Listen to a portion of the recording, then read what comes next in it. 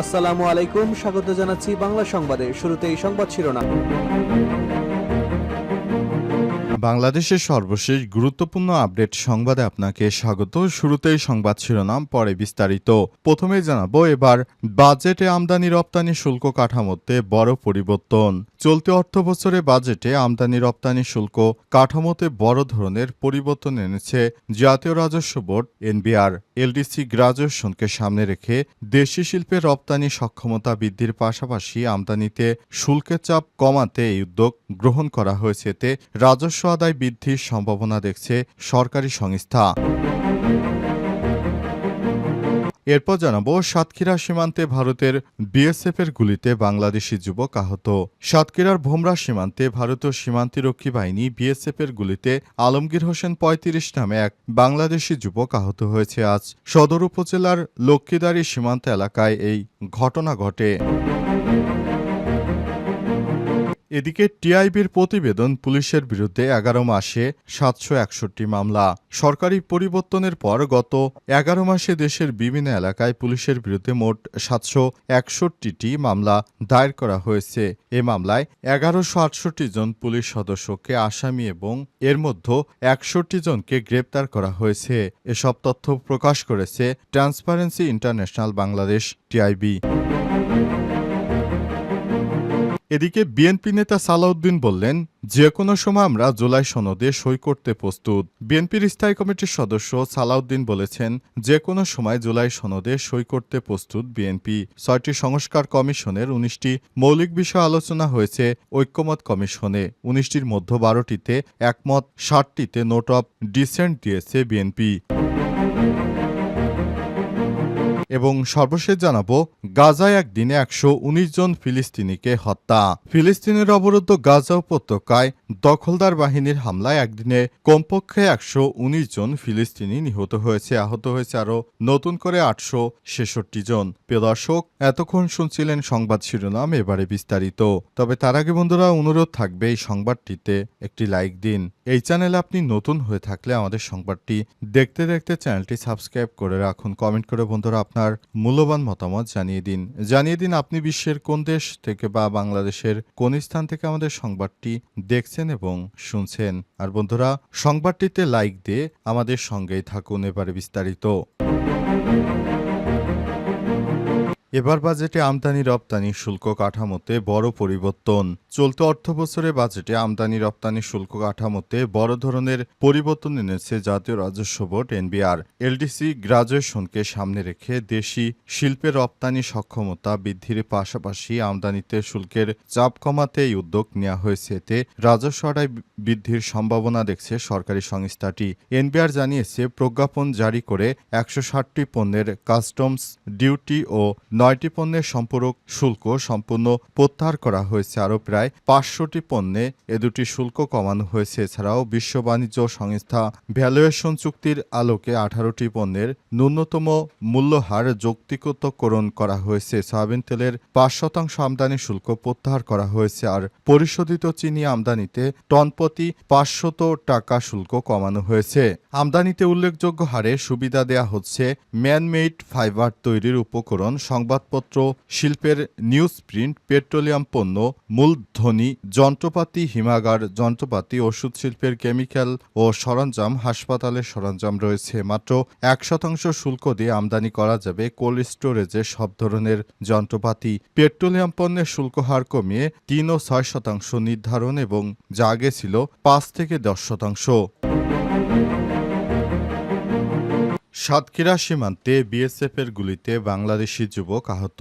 সাতক্ষীরার ভোমরা সীমান্তে ভারতীয় সীমান্তরক্ষী বাহিনী বিএসএফের গুলিতে আলমগীর হোসেন ৩৫ নামে এক বাংলাদেশি যুবক আহত হয়েছে। আজ সদর উপজেলার লক্ষ্মীদারি সীমান্ত এলাকায় ঘটনা ঘটে। আহত আলমগীর হোসেন সদর উপজেলার লক্ষ্মীদারি গ্রামের মৃত শেখ সাইদুদ্দিনের ছেলে। বর্তমানে তিনি সাতক্ষীরা সদর হাসপাতালে চিকিৎসাধীন। আহতের ভাগ্নে বেলাল হোসেন জানান, ভোরে আলমগীর তার নিজস্ব মৎস্য ঘেরে খাবার দিতে যান। এ সময় ভারত থেকে কয়েকজন লোক দৌড়ে সীমান্ত অতিক্রম করে বাংলাদেশে প্রবেশের চেষ্টা করছিল। তাদের লক্ষ্য করে বিএসএফ গুলি চালায়। পাশেই অবস্থান করা আলমগীর গুলিবিদ্ধ হন।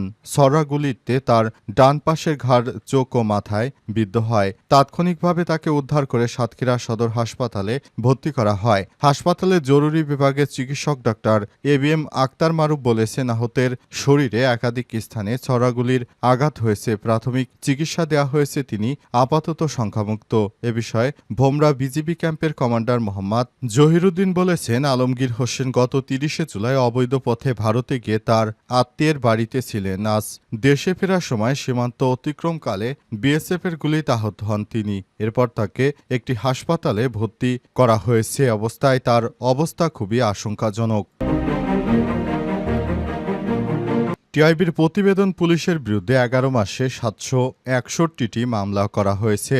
সরকার পরিবর্তনের পর গত ১১ মাসে দেশের বিভিন্ন এলাকায় পুলিশের বিরুদ্ধে মোট ৭৬১টি মামলা দায়ের করা হয়েছে। সব মামলায় ১১৬৮ জন পুলিশ সদস্যকে আসামি এবং ৬১ জনকে গ্রেপ্তার করা হয়েছে। সব তথ্য প্রকাশ করেছে ট্রান্সপারেন্সি ইন্টারন্যাশনাল বাংলাদেশ, টিআইবি। আজ ঢাকার মাইডাস সেন্টারে আয়োজিত এক অনুষ্ঠানে নতুন বাংলাদেশ কর্তৃত্ববাদী সরকার পতনের পর ১ বছরের পর্যবেক্ষণ শীর্ষক গবেষণা প্রতিবেদন প্রকাশ করে টিআইবি। অনুষ্ঠানে জানানো হয়, দমনপীড়নে বাহিনীর সদস্যদের বিরুদ্ধে সারা দেশে ১৬০২টি মামলা করা হয়েছে, যার মধ্যে ৬৩৮টি হত্যা মামলা। প্রায় ৭০% মামলার তদন্তে ইতিবাচক অগ্রগতি হয়েছে বলে দাবি করেছে টিআইবির ফেলো শাহজাদা এম আকরাম। তিনি আরও জানান, আন্তর্জাতিক অপরাধ ট্রাইব্যুনালে ৪২৯টি অভিযোগ জমা পড়েছে এবং ২৭টি মামলা বিচারাধীন। সব মামলায় শেখ হাসিনা সহ ২০৬ জনকে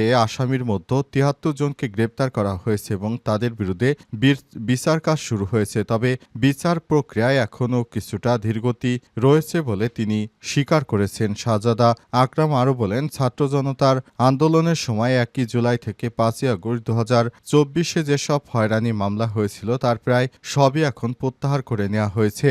অনুষ্ঠানে টিআইবির পরিচালক ডক্টর ইফতেখারুজ্জামান বলেন, পুলিশের বিরুদ্ধে কিছু বিভাগীয় ব্যবস্থা নেওয়া হলেও প্রকৃত জবাবদিহি নিশ্চিত করা হয়নি। সরকার সদিচ্ছা ও সক্ষমতার ঘাটতি এখন স্পষ্ট।